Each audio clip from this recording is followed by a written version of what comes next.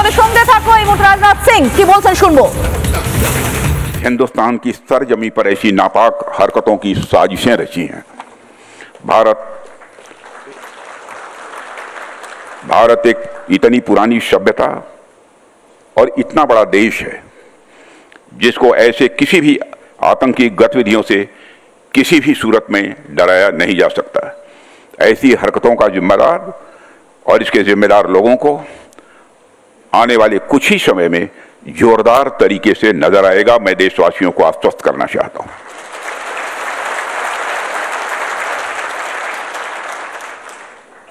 साथियों, आज आप लोगों ने जो आयोजन किया है उसमें सबसे पहले मैं marshal of the Indian force Arjan Singh ji की स्मृति को नमन करता हूं और उनको अपनी हार्दिक श्रद्धांजलि अर्पित करता हूं।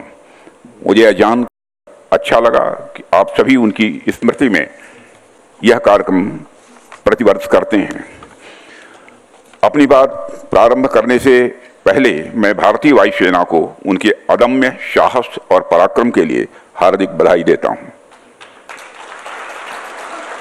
जिस प्रकार से वायुसेना भारत की सुरक्षा में तत्पर है उसे देखकर हर भारतवासी अपने को गौरवान्वित महसूस करता है और निश्चिंत रहता है।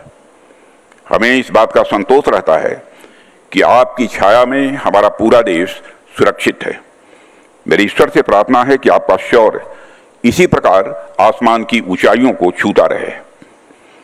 आज आपने जो यहाँ पर चर्चा के लिए बातचीत के लिए विषय रखा है transformation of the Indian force, मैं समझता हूँ कि यह विषय न केवल हमारी एयरफोर्स की अब तक की पूरी यात्रा को अपने भीतर समेटता है बल्कि यह आने वाले समय में इसकी भूमिका को और सशक्त करने के डिस्कोर्स को भी हमारे सामने रखता है।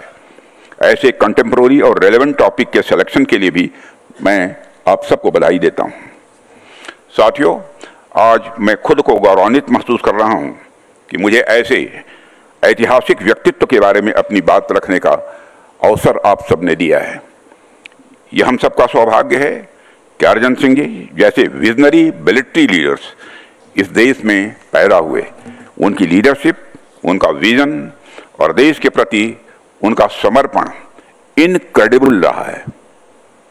वो अपने दौर के एक विजनरी मिलिट्री लीडर तो थे ही, उनका विजन आज भी उतना ही रेलेवेंट है और आज भी वह भारतीय वायुसेना के लिए और हमारे युवाओं के लिए किसी इंस्पिरेशन से कम नहीं है। उनकी जीवनी अपने आप में इतनी मोटिवेटिंग है जो आने वाली कई पीढ़ियों तक हम सभी को इंस्पायर करती रहेगी। मैं देख रहा था कि केवल 19 साल की उम्र में ही उनका सिलेक्शन प्रतिष्ठित रॉयल एयरफोर्स कॉलेज के लिए हुआ था और वहां उनका प्रदर्शन इतना उत्कृष्ट था कि उन्होंने अपनी कक्षा में शीर्ष स्थान प्राप्त किया था। फिर उसके बाद जैसे ही सेकंड वर्ल्ड वॉर की शुरुआत हुई उसमें उनके स्क्वाड्रन को इम्फाल भेजा गया था, जहां पर उन्होंने अराकान अभियान के दौरान असाधारण नेतृत्व का परिचय दिया। उसके बाद 15 अगस्त 1947 को आज़ादी की इस ऐतिहासिक अवसर पर अर्जन सिंह जी ने 12 टेम्पेस्ट विमानों के साथ एक भव्य फ्लाई पास्ट का भी नेतृत्व किया था। साथियों, लोगों के पास आर्म्ड फोर्सेज में आने के अलग अलग कारण हुआ करते हैं, लेकिन कुछ लोग ऐसे होते हैं जो बने ही आर्म्ड फोर्सेस के लिए होते हैं। अर्जन सिंह जी वैसे ही थे और इसका पता हमें इस बात से भी चलता है कि जब सेकंड वर्ल्ड वॉर की शुरुआत हुई तो उन्होंने खुद ही रिक्वेस्ट किया था कि मुझे मोर्चे पर भेजा जाए, मैं जंग में जाना चाहता हूं। वह समस्याओं से भागने वाले व्यक्ति नहीं थे, वह समस्याओं का डटकर सामना करते थे। शायद यही कारण है कि आज इतिहास में उनका एक विशिष्ट स्थान बना हुआ है। साथियों, इतिहास में ऐसे बहुत कम लोग होते हैं जो इतिहास का हिस्सा भी होते हैं और इतिहास का निर्माण भी करते हैं। अर्जन सिंह जी उनमें से एक थे। 1965 में पाकिस्तान के खिलाफ युद्ध में जो उनकी भूमिका रही है उससे हम सब अच्छी तरह परिचित हैं।